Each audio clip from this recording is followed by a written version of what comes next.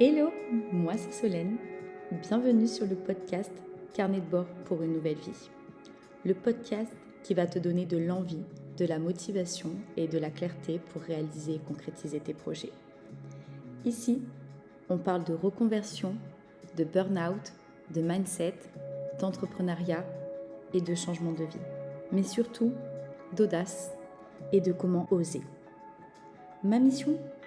Accompagner les femmes qui veulent se révéler et se lancer et créer une vie professionnelle qui leur ressemble vraiment.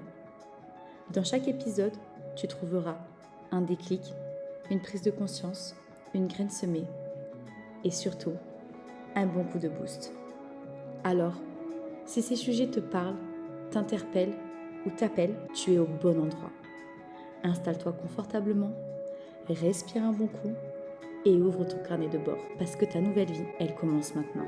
Hello tout le monde, ravie de vous retrouver pour cette nouvelle semaine et un nouvel épisode de podcast où aujourd'hui on va parler d'un choix que beaucoup peuvent juger ou ne pas comprendre sans forcément savoir et que peu comprennent vraiment finalement, le choix de mettre sa vie professionnelle au service de sa vie personnelle.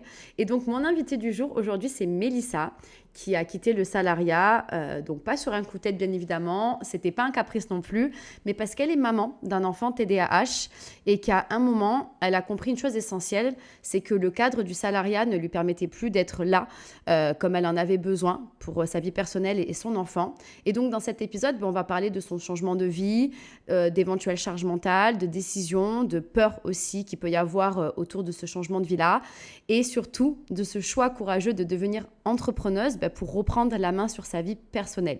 Donc, si tu t'es déjà senti un peu tiraillée, déchirée entre ton travail, ta famille, ta vie personnelle, si tu t'es déjà demandé si on pouvait faire autrement, cet épisode, il est pour toi. Coucou Mélissa. Salut! Comment tu vas? Je vais très bien, et toi? Ça va super. Merci beaucoup d'être présente aujourd'hui pour l'enregistrement de cet épisode. J'ai hâte que tu nous racontes un petit peu ton parcours et ton choix de vie. Super, c'est avec plaisir. Merci à toi d'avoir pensé à mon histoire. Ça me fait plaisir aussi de la partager. Plaisir partagé. Du coup, pour introduire cet épisode, est-ce que déjà tu peux te présenter, nous dire ce que tu faisais dans le salariat et du coup, qu'est-ce que tu fais aujourd'hui à l'heure actuelle? Oui, bien sûr. Alors, je m'appelle Mélissa, j'ai 30 ans. Je suis maman d'un petit garçon TDAH. Avant, dans le salariat, j'étais donc esthéticienne pendant 12 ans.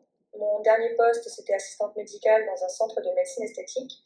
Et j'ai voulu faire une reconversion il y a 1 an et demi pour faire community manager. Et donc aujourd'hui, je suis community manager spécialisée dans le bien-être et la beauté. Je n'ai pas été tout de suite, c'est assez récent. Donc je suis quand même passée par d'autres niches avant de trouver ma voie. Mais voilà, j'en suis là aujourd'hui. Et d'ailleurs, c'est dans ton job d'esthéticienne qu'on s'est rencontrés il y a 5-6 ans, peut-être un peu plus maintenant. Oh oui, même plus, ouais. C'est ça, exactement. C'est une rocher. C'est ça, c'est quand même fou de se dire qu'on s'est rencontrés il y a une paire d'années, qu'on était toutes les deux salariées et qu'aujourd'hui on se retrouve en fait en face à face pour enregistrer cet épisode et parler de ton parcours entrepreneurial et de moi de me dire qu'aussi je suis devenue entrepreneuse aujourd'hui, quoi. Ah oui, c'est sûr. Je l'aurais pas dit ça il y a quelques années. Et c'est une bonne rencontre. Effectivement, je suis d'accord et comme quoi il n'y a pas de hasard puisqu'on s'est retrouvés il n'y a pas très longtemps finalement via les réseaux en fait, hein. C'est vrai. Et du coup, concrètement, là, aujourd'hui, quand tu as décidé de quitter le salariat, à quel moment tu as senti que ce mode de vie-là, ce mode de fonctionnement, c'était plus forcément compatible avec ta vie de maman et notamment avec le fait qu'aujourd'hui tu as un enfant TDAH? Je dirais c'est il y a 2 ans du coup. Mon fils était encore en grande section de maternelle et la maîtresse était vraiment, me mettait vraiment la puce à l'oreille sur son TDAH. C'était pas encore diagnostiqué. Et en fait, en grande section, il dormait encore avec les petites sections l'après-midi parce qu'il était vraiment épuisé malgré les bonnes nuits qu'il faisait. Il faisait de la garderie matin et soir. Le soir, quand je le récupérais, il était tout le temps énervé, tout le temps à cran. Donc en fait, il subissait clairement sa journée. Et vers la fin d'année, j'ai commencé à angoisser. Je me suis dit, ok, si le CP ça continue comme ça, il ne va pas y arriver. Donc, il faut faire quelque chose. Et donc, on a fait le diagnostic, tout ça. Et là, je me suis dit, en fait, il faut que j'arrête de travailler parce que ça engendrait énormément de rendez-vous.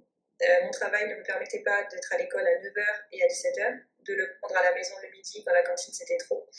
En plus de ça, aujourd'hui, on a des rendez-vous médicaux le lundi midi, par exemple. Donc, pareil, je n'aurais aucun emploi salarial qui me permettrait d'être à 9h à l'école, de me récupérer à midi, de revenir à 15h et de revenir à 17h. C'est juste impossible. Des rendez-vous mercredi, enfin bon. Et aussi, voilà, toute cette charge mentale pour l'enfant la journée, c'était juste plus possible. Donc, vraiment, clairement, le déclencheur, ça a été la grande section et son passage en CP. D'accord. Et comment justement, toi, tu parles de charge mentale pour ton enfant, mais comment toi, tu as vécu ce moment-là de ta vie, cette charge aussi mentale, physique et certainement émotionnelle? Au début, ça a été très dur. Déjà parce que j'ai décidé de changer de vie aussi, donc j'avais beaucoup peur vis-à-vis de ma reconversion. Peur pour mon enfant aussi, parce que bon, ça engendre tellement de changements. Enfin, on a fait tous les diagnostics, tous ces rendez-vous, on a changé l'éducation à la maison, on a revu tellement de choses. Donc, et puis bon, voir son enfant aussi pas bien tous les jours, c'est assez compliqué. Et moi, clairement, oui, la charge mentale, c'est penser à tous ces rendez-vous, anticiper toutes les crises, anticiper les conflits de sortie, anticiper les angoisses de l'enfant. Donc oui, c'est une sacrée charge mentale quand même d'avoir un enfant TDAH. Donc si en plus à côté, on a la charge du boulot, voilà, moi, c'était clairement pas compatible avec le salariat. Je préfère gérer mon temps à la maison avec mon enfant que me stresser pour des rendez-vous, ou si je peux pas aller travailler, ou si, ou ça. Enfin, trop compliqué à gérer les deux. Mmh, je comprends. Et aujourd'hui, justement, concrètement, ça change quoi dans ton quotidien d'être maman d'un enfant TDAH? Comment tu organises ou réorganises ta vie? Comment ça se passe un petit peu dans ton quotidien, à la fois personnel et professionnel? Parce que du coup, tu as décidé de plaquer le salariat pour te lancer dans l'entrepreneuriat et je suppose être beaucoup plus libre et avoir plus de temps. Oui, c'est ça, effectivement. Donc le salarial, effectivement, l'indépendance, pardon, ça me permet effectivement d'être beaucoup plus souple sur mon emploi du temps de la journée. Clairement, je m'organise en fonction de mon enfant. Voilà. Mais j'hésite pas du tout à prendre du temps aussi pour moi. Oui, il faut que je travaille beaucoup. Oui, je dois le faire tout le temps sur le temps scolaire. Donc, ça me limite quand même au niveau des horaires. Mais j'hésite malgré tout pas à prendre du temps pour moi parce que c'est quand même important aussi. Sinon, dans tous les cas, que ce soit dans le salariat ou l'entrepreneuriat, avec un enfant TDAH, si on ne prend pas du temps pour soi, on coule, ça c'est sûr. Donc, oui, clairement, je m'organise en fonction de lui.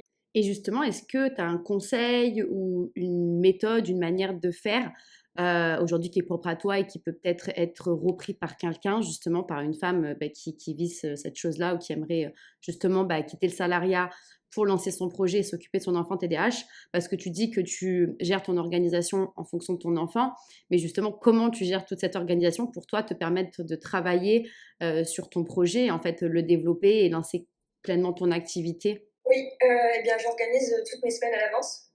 Par exemple, le dimanche, je fais tous mes menus de la semaine. Le lundi matin, je le pose à l'école, je fais mon drive au retour. Comme ça, je passe pas du temps dans les magasins. Je sais qu'est-ce que je cuisine dans la semaine. Donc, j'ai pas le temps le soir, je fais des plats rapides. Quand j'ai le temps, je fais des plats plus longs, par exemple. Le lundi, je ne mets pas de travail trop compliqué, on va dire, parce que je sais que mon petit, il a la psychomote à 13h45, ce qui fait que pendant 3 heures, je ne peux pas travailler en plein milieu de la journée. Donc le lundi, je ne vais pas me mettre des tâches trop compliquées voilà, au niveau de mon travail. Et voilà, en fait, je fais ça toute la semaine en fonction des rendez-vous que j'ai pour le petit, en fonction de ce que je dois faire pour lui. Et je cale mon travail en fonction et ma maison aussi. Voilà, les courses, tout ça, tout est calé. Tout est prévu le dimanche pour la semaine. Comme ça, je ne me stresse pas et l'enfant n'est pas stressé non plus parce que déjà qu'il est anxieux, si moi je stresse, c'est la panique. Donc, moi, ce que je vous conseille, c'est une bonne organisation, bien prévoir à l'avance et normalement, ça devrait bien se passer. Waouh, on s'en rend pas compte comme ça, mais effectivement, c'est émotionnellement, mentalement, je pense même physique, si tu t'organises pas, et comme tu disais, tu coules et tu plonges. Et je pense que ouais, tu fais tout ça pour ton enfant, mais aussi pour toi, parce que je pense que ton projet aujourd'hui t'anime comme nous toutes. Mais en fait, enfin, moi qui ne connais pas tout ça, qui ne suis pas dans cet univers-là, mais j'ai des copines justement qui le vivent, je me rends compte qu'en fait, c'est beaucoup plus compliqué que ce que je pouvais l'imaginer. Et en fait, si tu ne trouves pas ton propre équilibre et ta façon de t'organiser, tu peux vite, je pense, perdre pied, non? Oui, je pense. Ça m'est arrivé des dimanches, par exemple, de ne pas faire mon drive. Ça paraît pas grand-chose. Mais en fait, ça prend l'air quasiment toute la semaine parce que lundi midi, on n'a pas de plaquet prévu. Il faut aller faire les courses. Et du coup, qui dit faire les courses, on perd du temps. Enfin, ça impacte forcément toute la semaine. Donc, je pense aux courses, mais il y a tellement d'autres choses. Enfin, genre, mon fils aussi, je lui fais un calendrier visuel pour la semaine, pour toutes ses journées. Il sait tous les jours qu'est-ce qu'il doit faire en visuel. Sinon, même lui, ça le perturbe s'il n'est pas au courant en avance. Donc, il faut vraiment aussi voilà, anticiper vraiment toute la semaine pour soi, mais aussi pour l'enfant. Et quotidiennement, tu le vis bien, ce mode de fonctionnement, ce rythme de vie? Parce que j'ai l'impression que c'est quand même quelque chose d'assez effréné. Il faut vraiment penser à tout, être organisée, vigilante. J'ai l'impression en fait qu'il faut être sur tous les fronts et que effectivement, comme tu dis, si tu loupes un truc, ça peut te manger une journée, ça peut perturber ton organisation et peut-être t'impacter toi personnellement ou professionnellement en fait. Au début, c'était compliqué à gérer tout ça. Aujourd'hui, ça va mieux depuis que j'ai trouvé la bonne organisation. Parce que bon, quand on a un enfant TDAH, il me donne 1 million de clés, par exemple, à la maison, mais ils sont tous différents. Donc, il faut trouver ce qui fonctionne pour l'enfant, et puis après, il faut trouver ce qui fonctionne pour nous, notre organisation. Au début, franchement, c'était très, très compliqué. Je pensais que je m'en sortirais pas. C'était très dur. Et au final, maintenant que j'ai trouvé mon organisation, que je m'y plie, il n'y a vraiment pas de problème. Je me sens très alignée, je me sens bien et je ne regrette pas du tout mon choix. Ah, c'est beau d'entendre ça, c'est magnifique parce que je pense qu'en fait, justement, tu as su t'écouter et en fait t'adapter à ton rythme de vie. Et je trouve que ça, c'est un des avantages dans l'entrepreneuriat, c'est que moi, je me suis lancée pour justement adapter ma vie professionnelle à ma vie personnelle. Et du coup, aujourd'hui, tu es un exemple comme quoi que bah, ça fonctionne et que dans tous les cas, tu peux gérer ta vie en ayant un enfant TDAH, en ayant ta vie perso à toi, avec ton conjoint et ta vie professionnelle, quoi. Oui, complètement. Et du coup, est-ce que ça a été difficile pour toi de prendre la décision de quitter le salariat ou ça a été une évidence et tu t'es dit, mais en fait, non, mais c'est vraiment ça que je veux faire et j'y vais? Non, ça a été difficile. Franchement, ça a été difficile. Ce qui m'a rassurée, c'est que mon conjoint est indépendant depuis très longtemps, il travaille aussi à la maison. Donc, c'est bien parce qu'il a son cadre, donc je me suis beaucoup calée sur lui, par exemple. Mais non, ça a été très, très compliqué, déjà parce que j'aimais bien mon emploi, j'adorais mes collègues. Donc, les quitter, en vrai, ça a été compliqué. Mais, et puis la peur aussi que ça marche pas, parce que bon, je l'ai fait pour mon enfant TDAH, ok, je l'ai fait pour être là, mais il faut que ça marche aussi, parce que bah, si je me suis dit, si je ne gagne pas ma vie, comment je fais, quoi. Donc si, c'était compliqué, beaucoup de peur, mais je l'ai fait. En plus de ça, bah, j'ai dû démissionner parce qu'ils n'ont pas accepté que je parte. Donc un petit rebondissement, je suis partie plus tard que prévu, parce qu'il fallait anticiper bah, les mois sans salaire. Je savais que je ne serais pas payée avant 4 mois. Donc, bah, j'ai anticipé tout ça avant de partir. Et après, bah, dès que j'avais mis mes petits salaires de côté, j'ai porté mon courage et j'ai mis ma démission et je suis partie. Et je Waouh! me regrette. Ah oui, d'accord, ok. Ouais, donc c'est vrai, parce qu'une démission, quand tu démissionnes, tu n'as pas le droit à des ouvertures de droit en tout cas. Après, effectivement, je sais que quand tu t'inscris à France Travail, tu as un dossier qui passe en commission. Je pense que toi, c'est ce que tu as dû avoir. Oui, c'est ce que j'ai fait. Ouais. Je suis passée en commission. Du coup, si jamais à savoir, ça prend plus de temps. J'ai été payée au bout de 7 mois, chose que je n'avais pas envisagée, parce qu'il y a 4 mois sans salaire, effectivement. Ensuite, ça passe en commission, puis il faut qu'ils réfléchissent à la commission. Ça peut prendre du temps. Voilà, donc en fait, au bout de 4 mois, on peut passer en commission, et ensuite, le temps que la commission passe, en tout, moi, j'ai eu quand même 7 mois sans salaire. J'avais prévu le coup pour 4 mois, mais pas 7, donc beaucoup de panique au début. Et en fait, ça s'est quand même bien passé, heureusement. Et Bon, après, oui, grâce à ma commission, j'ai pu avoir mon retour à l'emploi, faire mon aide. c'est un choix hyper courageux parce que je sais que démissionner, ben, ça fait peur à beaucoup parce que tu n'as pas forcément d'aide financière sur le moment. En fait, du coup, j'ai cru comprendre qu'en fait, toi, ta plus grosse peur en quittant le salariat, c'était ta sécurité financière, en fait. Oh bah oui, oui. Bah, avec un enfant, oui. Enfin, même pour moi toute seule, je pense que j'aurais la même crainte, mais avec un enfant encore plus. Bien sûr, bien sûr. Mais ça prouve que, comme quoi, finalement, bah, tu as quand même démissionné en sachant que tu n'allais pas avoir de rentrée d'argent.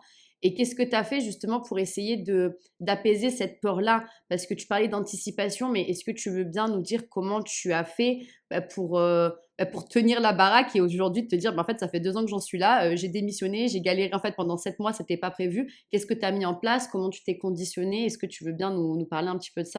Oui, bah, j'ai mis de l'argent de côté pour me sécuriser pendant 4 mois. Donc, pas des gros salaires évidemment, mais j'ai fait en sorte que, voilà, que je puisse avoir un petit pécule tous les mois.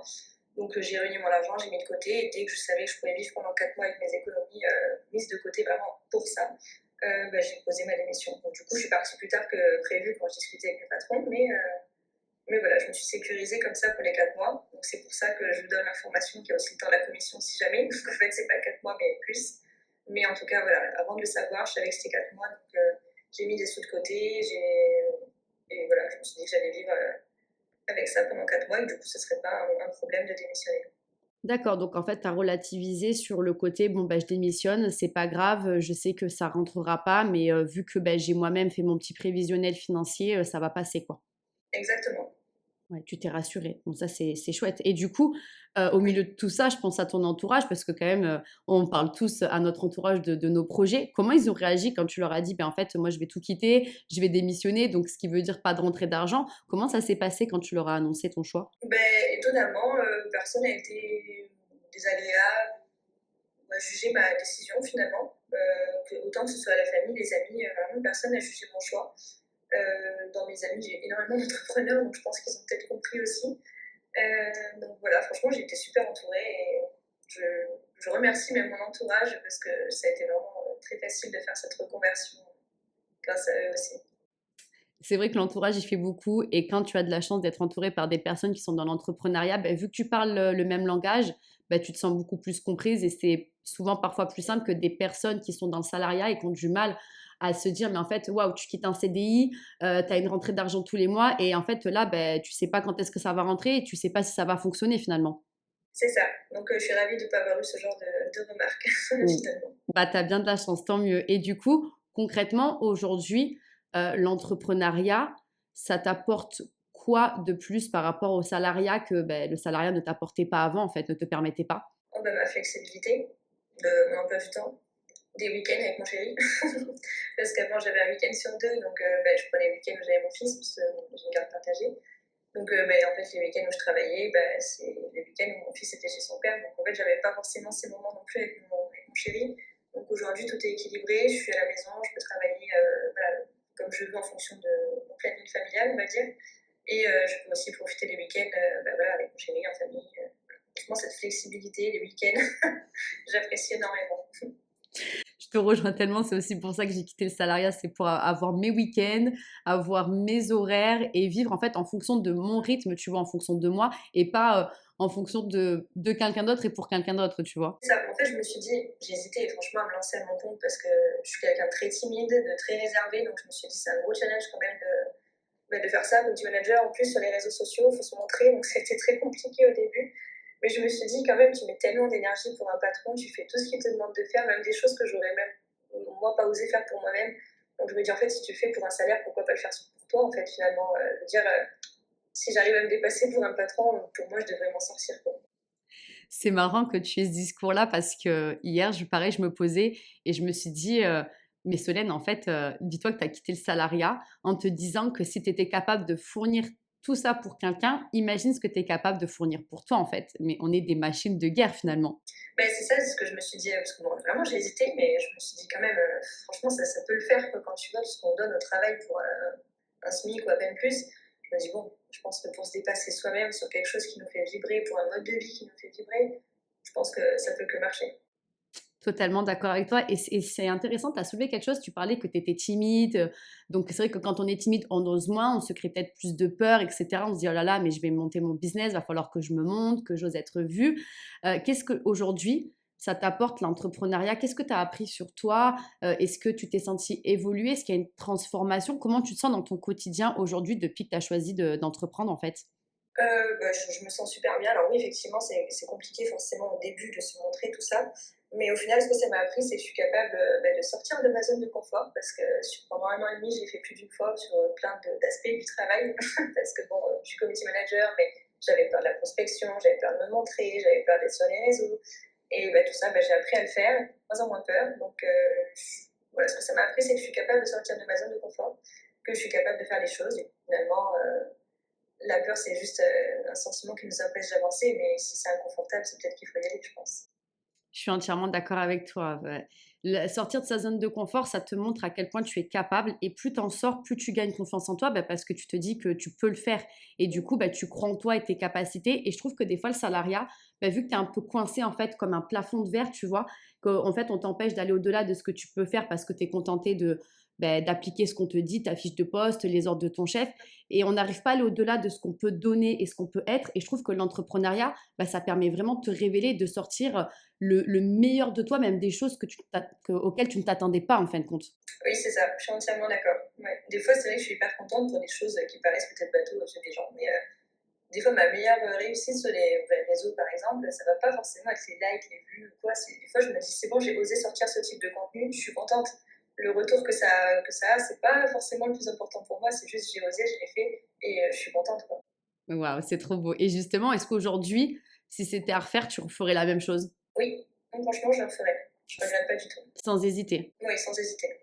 Et est-ce que tu penses que le salariat aurait pu, avec le temps, t'apporter justement tout ce que tu vis là, cet épanouissement, cette flexibilité, justement sortir de ta zone de confort? Tu penses que ça aurait pu t'apporter ce genre de choses ou pour toi, tu te dis en fait non, l'entrepreneuriat, c'est vraiment révélateur et c'est ce qui me correspond en fait, c'est ce qui me ressemble? Non, je pense que ouais, c'est l'entrepreneuriat qui est révélateur pour moi. Dans le salariat, comme tu dis, on est toujours un peu bloqué quand même par une fiche de poste, etc.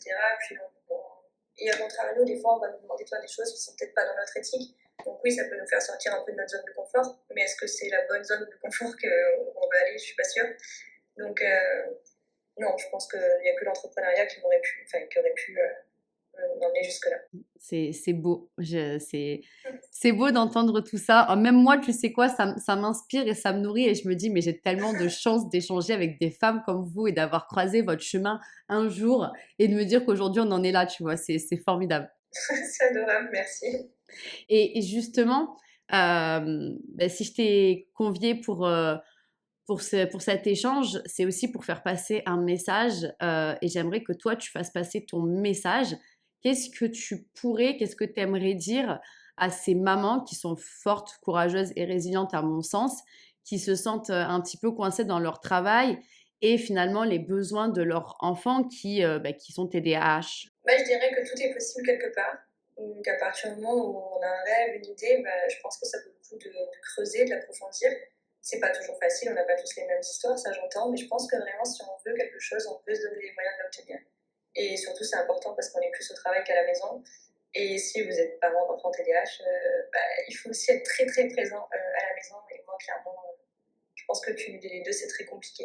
Donc ouais, je pense qu'il faut creuser si vous avez un rêve, trouver ce qui vous correspond et aller vers ce chemin-là. Il faut oser essayer, puisque dans tous les cas, moi, ça n'aurait pas marché l'entrepreneuriat, je serais retournée en CDI, point. Quoi. Enfin, je veux dire, rien n'est figé, on peut tout refaire. Donc, moi, je pense qu'il faut oser se lancer.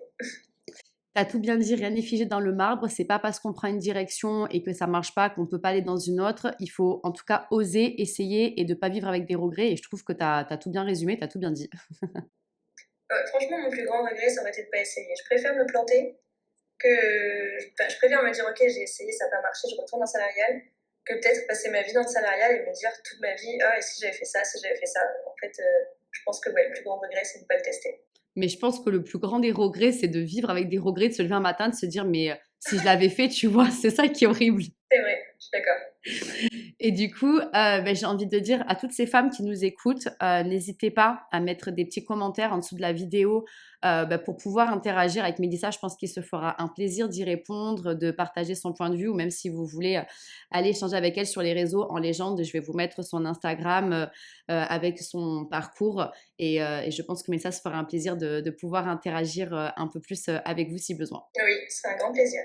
Super. Eh bien, écoute, Mélissa, je te remercie beaucoup pour cet échange. En tout cas, j'espère que ça va inspirer beaucoup de femmes qui sont dans ton cas. J'ai pris un plaisir à découvrir ton parcours. C'est vrai que volontairement, je questionne pas en détail sur tout ce que vous vivez et traversez parce que je souhaite que ce soit des échanges authentiques et de découverte pour moi aussi et que ce soit vraiment le plus naturel et fluide possible. Et merci parce que je me dis, mais en fait, j'ai de la chance d'être en fait face à des femmes qui bousculent les codes, qui osent, qui veulent se révéler et qui actionnent malgré les peurs et les doutes. Et moi, c'est ça qui me fait vibrer et qui m'anime. Donc vraiment, merci pour ça, quoi. Merci à toi aussi d'avoir pensé à moi. Ça me touche aussi. Tu penses que mon histoire soit intéressante et peut inspirer. Donc moi, si ça peut inspirer, franchement, avec plaisir. Ça me fait plaisir aussi. C'est un plaisir partagé. Merci beaucoup à toutes celles qui nous écoutent. Et moi, je vous dis à la semaine prochaine pour un nouvel épisode.